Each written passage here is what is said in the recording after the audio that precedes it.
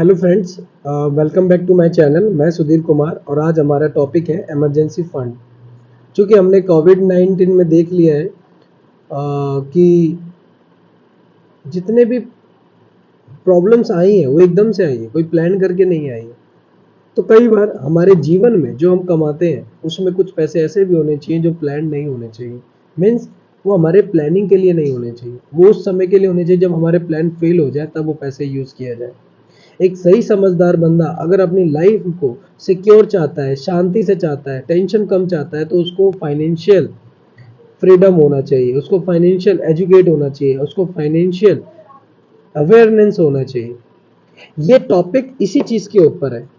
हमने last topic में health insurance के बारे में बात करके अपने आप को सिक्योर किया। मैं फिर बोल रहा हूँ, ये पूरा चैनल ये सिर्फ मैं अपने आप को अच्छा करने के लिए बना रहा हूं, ताकि इस चीज से मैं अपने आप को बेहतर बना सकूं।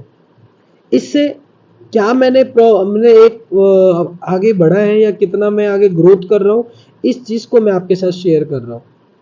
तो यह इमरजेंसी मैं अपने लिए बनाना चाह रहा हूं। मैं पिछले साल बहुत स्ट्रेस में रह लिया। मैंने देख लिया कि इससे चिड़चिड़ापन, अपने फैमिली से सही तरीके से बात ना करना, अपने दोस्तों को इग्नोर करना, अपने इन्वायरमेंट को बिल्कुल नेगेटिविटी बना के रखना, अपने हेल्थ को टॉर्चर करना, अपने मेंटल को बहुत ज़्यादा टॉर्चर करना, ये सारी चीज़ें होती हैं। अगर आपने अपने एक्सपेंस एक साल के खर्चे मेंटेन नहीं कर रखे, अपने अपने हेल्थ अपना इमरजेंसी फंड अगर आपने मेंटेन नहीं कर रखा है, तो आपको बहुत कुछ फेस करना पड़ेगा। ये रियलिटी में मैं आपको बता सकता हूँ। इसलिए आपको बेहतर होगा कि आपके पास 3 अकाउंट होने चाहिए: सेविंग अकाउंट, इन्वेस्टमेंट अकाउंट और एक्सपेंस अमाउंट। यानी जो पैसा आपका आ रहा है और कितना पैसा आपका जा रहा है, प्लस आप कितना बचा रहे हो और उसमें से कितना इन्वेस्ट कर रहे हो। ध्यान रहिए, हर एक टॉपिक बहुत बड़े बड़े लोगों ने बताया हुआ है, उसको मैं आपको बता रहा हूँ। उसमें मेरा कुछ नहीं, मैं भी इन्हीं से सीख रहा हूँ। वॉरेन बफेट का मानना है कि आपको हर चीजें धीरे धीरे करना चाहिए, ना कि एक बार में। स्ट्रेस मत लो। अगर आपके पास पैसे नहीं है, लेकिन कोई बात नहीं, आप हर महीने 1000 रुपये बचाने की कोशिश करो, 500 ही बचाने की कोशिश करो। आप देखोगे एक पीरियड ऑफ टाइम आपके पास अच्छा बेहतर पॉइंट आ जाएगा।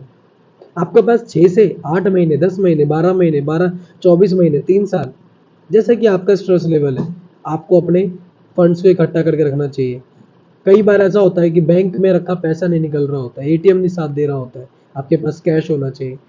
आप जब तक वो चीज आपके हाथ में नहीं है, तब तक वो पैसा आपका नहीं है। इस पे ध्यान रखना चाहिए।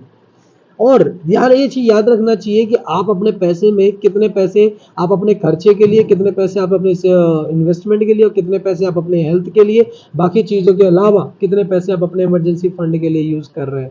प्लीज इस पे ध्यान दीजिए। इमरजेंसी फंड आपको शांति दे सकती है, आपको रेस्पेक्ट दे सकता है, आपकी डिग्निटी बढ़ा सकता है, आपको वर्क एथिक्स में आगे रख सकता है, आपके सोसाइटी में आपको अच्छे पर्सनालिटी के तरीके से आपको और ज्यादा इनहेंस कर सकता है।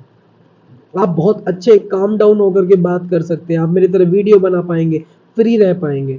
आपको टेंशन नहीं होगा कि अगर आज नहीं कमाया या इस महीने नहीं कमाया या अगले 6 महीने में नहीं कमाया, तो क्योंकि आपको पता है कि आई कैन डू बेटर, क्योंकि मेरे पास फंड्स अवेलेबल है।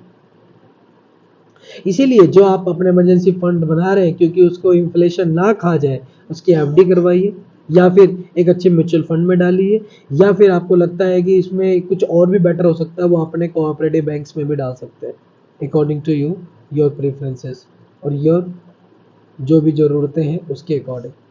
तो दोस्तों, इमरजेंसी फंड ही बताना मेरा एक लक्ष्य था और मैं इसको फेस कर रहा हूं। मैं आपको वादा करता हूं कि नेक्स्ट वीडियो में आपको हेल्थ इंश्योरेंस और इमरजेंसी फंड बना करके ही मिलूंगा। Thank you very much.